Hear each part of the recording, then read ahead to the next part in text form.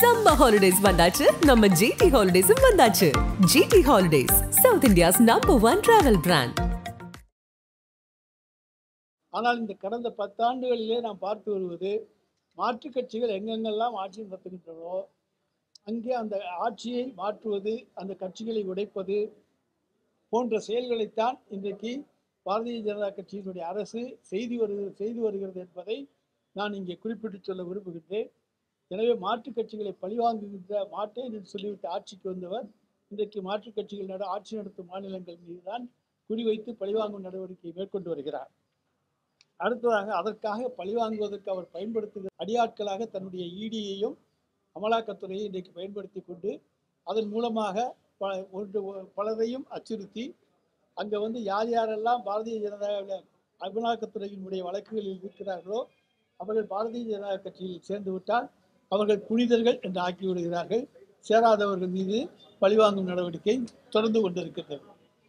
இன்றைக்கு அப்படி பார்க்கின்ற பொழுது மேற்கு வங்காளத்தினுடைய திரிணாமுல் காங்கிரஸை சேர்ந்த சுவேந்து அதிகாரி, அஸ்ஸாம் காங்கிரஸை சேர்ந்த ஹிமந்த் பிஸ்வா சர்மா, மகாராஷ்டிரா முன்னாள் முதல்வர் நாராயண் ரானே, சிவசேனாவின் பாவனா கவாலி, பிரதாஸ் சர்நாயக் ஆகியோர் மீதான சிபிஐ அமலாக்கத்துறைகள் வழக்குகள் போடப்பட்டு அவர்களெல்லாம் பாரதிய ஜனதாவில் ஐக்கியமானவுடன் அந்த வழக்குகள் காணாமல் போய்விட்டன. எங்கேயாவது அந்த வழக்குகள் நிலுவையில் உள்ளனவா என்று சொல்ல முடியுமா? எனவே அமலாக்கத்துறையை இன்றைக்கு ஒரு கேடயமாகத்தான் அவர்கள் பயன்படுத்துகிறார்கள் என்பதற்கு இது ஒரு எடுத்துக்காட்டு. இன்றைக்கு காலையிலே பாரதிய ஜனதா கட்சி சென்னையிலே ஒரு ஊழல் நடத்த அனுமதி கேட்டு கிடைக்காத சூழ்நிலையிலே அதன் தலைவராக இருக்கக்கூடிய திரு அண்ணாமலை அவர்கள் மாண்புமிகு தமிழ்நாடு முதலமைச்சரை பற்றி தவறான ஒரு செய்தியை அவர் A1 குற்றவாளி என்று சொல்லியிருக்கின்றார். முழுக்க இது ஒரு சட்டவிரோதமான செயல். ஏன் இதை சொல்லுகிறோம் என்று சொன்னால், பல்வேறு வழக்குகளின் காரணமாக இருந்த, அதாவது பாஜகவிலே இணைந்தால் சிபிஐ அமலாக்கத்துறை வழக்குகளை முடித்து வைக்கிறோம் என்று பாஜக பேரம் பேசியது ஆம் ஆத்மி கட்சியினுடைய டெல்லி முதல்வராக இருந்த மணிஷ் சிசோடியாவிடம். அவர் சேர மறுத்துவிட்டார். நீங்கள் ஏன் பாஜகவில் இணையக்கூடாது என்று செந்தில் பாலாஜியிடம் அமலாக்கத்துறை கேட்டது என்று நீதிமன்றத்திலேயே அவரது வழக்கறிஞர் கபில் சிபில் அதிர்ச்சி தகவலை சொன்னார். அதை போல இன்றைக்கு அமலாக்கத்துறையினுடைய பிடியிலிருந்து அவர்கள் எல்லாம் இன்றைக்கு நான் முன்னே சொன்ன மேற்கு வங்காளத்திலிருந்து ஒரு 7-8 நபர்களை சொன்னேன் அல்லவா, அவர்கள் எல்லாம் பாரதிய ஜனதாவில் சேர்ந்தவுடன் புனிதர்கள் ஆகிவிட்டார்களா அல்லது அவர்களை காப்பாற்றியவர் முதல் குற்றவாளியாக கருதப்படுவாரா என்பதை நீங்கள் எண்ணி பார்த்தாக வேண்டும். அதே போல அதானியினுடைய செல் நிறுவனத்திலே முதலீடு செய்யப்பட்டதில் 20,000 கோடி யாருக்கு சொந்தமானது, அந்த பணம் எங்கிருந்து வந்தது என அமலாக்கத்துறை ஏன் நடவடிக்கை எடுக்கவில்லை? பாரத பிரதமராக இருக்கக்கூடிய மோடி அமலாக்கத்துறையிடம் சொல்லி அதானியினுடைய செல் விவகாரத்திலே நடவடிக்கை எடுப்பாரா? அல்லது ஒன்றிய அரசின் ஆஸ்தான அடியால் அமலாக்கத்துறை மூலமாக டாஸ்மாக் நடத்திய, இன்னும் சொல்ல போனமையானால் இன்றைக்கு நம்முடைய கர்நாடகாவிலே எடியூரப்பா பசவராஜ் பொம்மை அவர்களுடைய ஆட்சியிலே 40% கமிஷன் அரசு என்று குற்றச்சாட்டு எழுந்தபோது சட்டவிரோத பணப்பரிமாற்றம் என்று சொல்லி மோடியினுடைய அமலாக்கத்துறை ஏன் நடவடிக்கை மேற்கொள்ளவில்லை? இப்படி இதற்கெல்லாம் காரணமாக இருந்தவர் என்கின்ற அடிப்படையிலே மோடியை நாங்கள் A1 என்று சொன்னால் அண்ணாமலை ஏற்றுக்கொள்வாரா? எனவேதான் இன்றைக்கு அமலாக்கத்துறையை ஒரு கருவியாக அவர்கள் பயன்படுத்தி கொண்டிருக்கிறார்கள். 1000 கோடி ஊழல் என்று சொல்லுகிறார்கள். ரைடு நடந்து எத்தனை நாள் ஆகிவிட்டது? ஏதாவது ஆதாரம் காண்பித்திருக்கிறார்களா? ஆதாரம் இருக்கிறதா? எங்களுடைய அமைச்சர் செந்தில் பாலாஜி அதை தெளிவாக மறுத்திருக்கின்றார். எதையும் வேண்டுமென்றாலும் நாங்கள் சந்திக்க தயார் என்று சொல்லியிருக்கின்றார்கள்.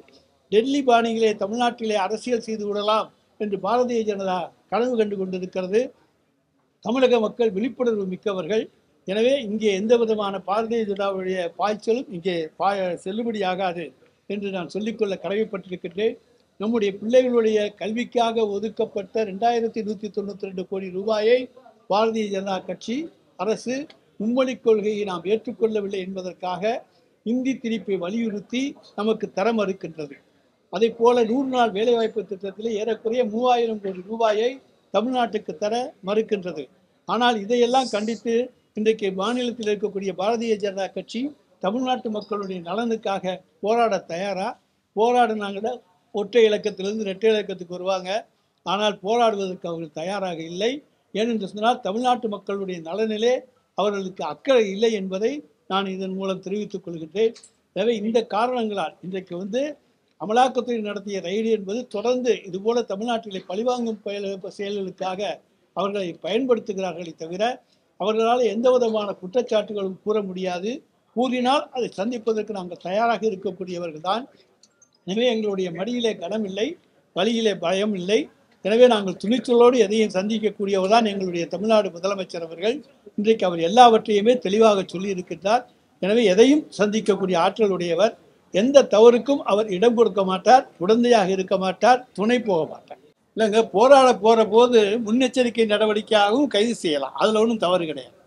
நான் போராடத்தான் போகிறேன், அந்த இடத்துக்கு போகிறேன், அனுமதி கிடையாது. கடந்த காலங்களில் நாங்கள் பல முறை வீட்டை விட்டு வெளியே வரும்பொழுதே கைது செய்யப்பட்டிருக்கின்றோம். எனவே முன்னுதாரணங்கள் நிறைய இருக்கின்றன. எனவே போராட போகிறோம் என்று அறிவித்து விட்டு செல்லுகிற பொழுது வழியிலேயே முன்னெச்சரிக்கை நடவடிக்கையாக கைது செய்யலாம். நம்மளுடைய மதுரையில் அமலாக்கத்துறை அதிகாரி இருந்தார், திரு அங்கித் திவாரி. என்னாச்சு? 20 லட்ச ரூபா பணம் கேட்டு மாட்டிக்கிட்டார். அதுதான் அமலாக்கத்துறையுடைய லட்சம். அதனால் எல்லாரையும் நான் அதுக்காக குற்றம் சொல்லலை. நாங்களும் இன்றைக்கு சொல்லுகிறோம், அமலாக்கத்துறை என்று நீங்கள் சொல்லுகிறவர்கள் 20 லட்ச ரூபா பணம் கேட்டு தமிழக போலீஸார், நம்முடைய லஞ்ச ஒழிப்புத்துறையினர் அவரை கைது செய்திருக்கிறார்கள். எனவே அவங்களும் ஒன்றும் உத்தமர்கள் கிடையாது. எனவே நீங்கள் அதனால் அவங்கள உத்தமர்னு எல்லாரையும் சர்டிஃபிகேட் கொடுத்துடாதீங்க. 20 லட்ச ரூபா கொடுத்து சிறைக்கு சென்றவர் தான் அங்கித் திவாரி. அதை பற்றி எனக்கு ஒரு கருத்துக்கள் இப்பொழுது நான் சொல்ல முடியாது.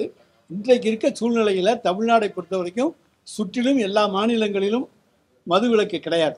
எல்லா மாநிலங்களிலும் மது விற்கப்படுகின்ற காரணத்தால் இங்கே மட்டும் நாம் மதுவிலக்கை கொண்டு வந்தால் இங்கே இருக்கக்கூடியவர்கள் பக்கத்து மாநிலங்களுக்கு புதுச்சேரிக்கு சென்று குடிக்கக்கூடிய சூழ்நிலை ஏற்படும் என்ற காரணத்தாலே தான் இங்கே மதுவிலக்கு ரத்து செய்யப்பட்டது. இளம் விதவைகள் அதிகரிக்கிறாங்கன்னு சொன்னாங்கன்னா அதுக்கு அரசாங்கம் என்ன செய்ய முடியும்?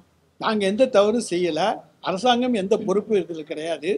அவங்க என்ன காரணங்கள்னு சொன்னாங்கன்னா அந்த காரணங்களுக்கு பதில் சொல்ல தயாராக இருக்கேன். டாஸ்மார்க்னால செத்து போனாங்கன்னு கிராமங்களே சொல்லலைங்க. அதை ஏன் நீங்கள் அதில் இளம் விதவைகள்னு சொல்கிறீங்க? டாஸ்மார்க்கில் குடிச்சு ஒரு இளைஞன் இறந்து விட்டான் என்று எந்த கிராமத்திலேருந்து உங்களுக்கு புகார் வந்துச்சு?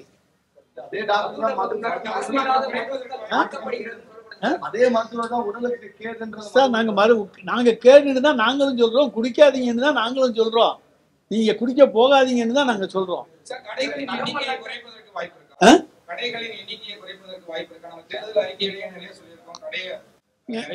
ஒரு 500 கடை மூடிட்டோம்.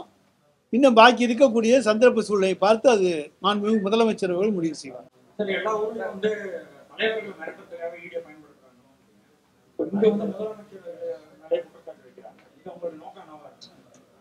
அவங்களுடைய நோக்கம் நான் தான் சொன்னேன், டெல்லி பாணியில் இங்கே எதுவும் செய்யலாம்னு அவங்க நினச்சிக்கிட்டு இருக்காங்க. அது மாதிரியாது அவர்களுடைய கனவு இங்கே நிறைவேறாது என்று இங்கே நான் சொல்லிக்கொள்ள. அதாவது இன்றைக்கு தொகுதி மறுவரை, அதே போல மும்மொழி திட்டம், இவற்றையெல்லாம் முன்னெடுத்து நம்முடைய தமிழக எம்பிக்கள் பாராளுமன்றத்திலே இன்றைக்கு போராடுகிறார்கள், குரல் கொடுக்கிறார்கள். எனவே தமிழக எம்பிக்களுடைய எண்ணிக்கையை குறைக்க வேண்டும் என்பதற்காக தொகுதி மறுவரை என்கின்ற பெயரிலே தொகுதிகளுடைய எண்ணிக்கையை குறைத்து விட்டால் இவருடைய குரல் அங்கே அமுங்கும் என்று அவர்கள் தப்பு கணக்கு போட்டுக் கொண்டிருக்கிறார்கள்.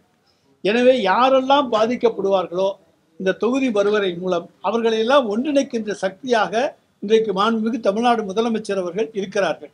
எனவே அதனால் இன்றைக்கு பாரதிய ஜனதா கட்சிக்கு தமிழ்நாடு முதலமைச்சர் மீது தனி கோபம். ஏன்னா இவர் ஒருத்தர் தான் முன்னின்று தைரியமாக எல்லோரையும் ஒருங்கிணைந்து ஒன்றிய அரசுக்கு எதிராக குரல் கொடுக்கின்றார். தன்னுடைய உரிமையை நிலைநாட்டுவதற்காக யார் யாரெல்லாம் பாதிக்கப்பட்டார்களோ அவர்களையெல்லாம் ஒருங்கிணைத்து இன்றைக்கு போராட்டத்துக்கு அழைக்கின்றார் என்கின்ற கோபம் அவர்களுக்கு இருக்கிறது. எனவே நாங்கள் இந்த மாநில உரிமைக்காக போராடுவது ஒரு அடிப்படை. எத்தனை வாட்டி தான் போராட்டம் நடத்துறீங்க? அறிவிப்பு இல்லாம முற்றுகையிட பார்க்கட்டுங்க, அப்புறம் பார்ப்போம். நீங்க சொன்னீங்களே வீட்டை விட்டு புறப்படுற போதே கைது பண்ணிட்டாங்கன்னு, முற்றுகையிடுவோன்னு புறப்பட்டு வந்தா என்ன ஆகுன்னு பார்க்கலாம் சார். அதுதான் இப்போ நீங்க ப்ரூவ் பண்ணுங்க சார். சும்மா குற்றச்சாட்டுகள் சொல்லிக்கொண்டே போவது இயற்கை. யார் வேணாலும் யார் மேலே வேணாலும் எந்த குற்றச்சாட்டை சொல்லலாம். இதுவரைக்கும் சொல்லியிருக்க குற்றச்சாட்டுகள் நிரூபிச்சிருக்கீங்களா? சும்மா பொய்யா குற்றச்சாட்டை மக்கள் மத்தியில் ஏதாச்சும் பொய்யா சொன்னால் நம்பிடுவாங்க, திரும்ப திரும்ப சொன்னால் நம்பிடுவாங்க அப்படிங்கிறதுனால பொய்யை திரும்ப திரும்ப சொல்லி கொண்டு போகிறீர்கள். அதை நிச்சயமாக ஒருபோதும் மக்கள் நம்ப மாட்டாங்க. ஸோ கிராமப்புறங்களில் விழிப்புணர்வு ஏற்படுத்துவதற்காக கிராமந்தோறும் அதுக்கான விளம்பர பிரச்சாரங்கள் நடக்கின்றன. அதுக்காக ஒரு தொகை ஒதுக்கீடு செய்யப்பட்டு மது தீமை, அதை யாரும் அருந்தாதீர்கள், குடிக்காதீர்கள் என்று மதுவிலக்கு பிரச்சாரம் அங்கே செய்யப்படுகிறது. நீங்கள் சொல்ற பெரிய மாநாடு போடவில்லையே தவிர தெருதோறும் அங்கே பிரச்சாரங்கள் செய்யப்படுகிறது. நாங்கள் அதை தான் சொல்றோம். இன்னைக்கு இடி ரைடு பண்ணி இப்போ எத்தனை நாள் ஆச்சு? இது வரைக்கும் ஏதாச்சும் ஒன்று கூட எந்த ஆதாரத்தையும் அவங்க வெளியிடலை. ஒரு அமௌண்ட்டை போட்டு அவர் அண்ணாமலை சொன்ன 1000 கோடியே ஈடியும் 1000 கோடின்னு சொல்லுது. திரும்ப திரும்ப அதான் ஒரு கிளிப்பிள்ளை மாதிரி அண்ணாமலை சொன்னதை சொல்லுகிற கிளிப்பிள்ளையாக அங்கே ஈடி அங்கே செயல்பட்டு இருக்கிறது. நிச்சயமாக இதில் நீங்கள் யாரும் நினைக்கிறபடி எங்களுடைய முதலமைச்சரை சிக்க வைக்க முடியாது. அவர் மக்களுக்காக சேவை செய்யக்கூடியவர். இதில் அவருக்கு எந்த விதமான சம்பந்தமும் கிடையாது. ஊழலே நடக்கலை. நடந்தா தானே அப்புறம் சம்பந்தம். கடையை திறந்து வச்சிருக்காங்க. அதே போல மது பாட்டிலுக்கு கூடுதலாக ஒவ்வொரு கடையிலும் 10 ரூபாய் வாங்குறாங்க. பில் சிஸ்டம் கொண்டு வரணும்னா அந்த பில் சிஸ்டம் கொண்டு வரேன்னு கேள்வி. பில் சிஸ்டம் கொண்டு வந்திருக்காங்க. போய் நீங்க பாருங்க. எங்கேயாச்சும் யாராச்சும் 10 ரூபா கூட கேட்டாங்கன்னா சொல்லுங்க. நேற்று கூட வீடியோ விழுந்து நீலகிரியில டாஸ்மார்க்ல 200 ரூபாய் பாட்டுக்கு 240 ரூபாய் வாங்குற அந்த வீடியோ நேற்று இன்ஸ்டால ஃபேஸ்புக்ல எல்லாத்தையும் அப்படி குறிப்பிட்ட இதுகள் இருந்தால் நாங்கள் அதை பற்றி விசாரித்து அவர்கள் மீது உரிய நடவடிக்கை எடுத்துக்கொண்டிருக்கிறோம். ஏற்கனவே நடவடிக்கை எடுத்திருக்கிறோம். அப்படி கூடுதலாக யாராவது விலக்கி விட்டால் அது செய்திகள் வெளியே வருமையானால் அவர்கள் மீது உரிய நடவடிக்கை நிச்சயமாக எடுக்கிறோம். என்னன்னு